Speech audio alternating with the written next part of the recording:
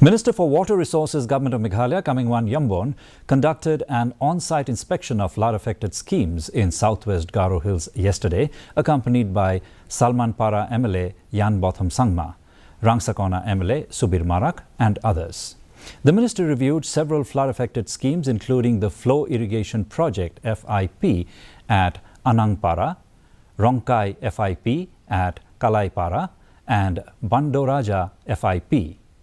Emphasizing the urgency of the situation, Minister Ymbon called for immediate restoration work through state plan schemes and highlighted the necessity for long-term restoration through centrally sponsored schemes.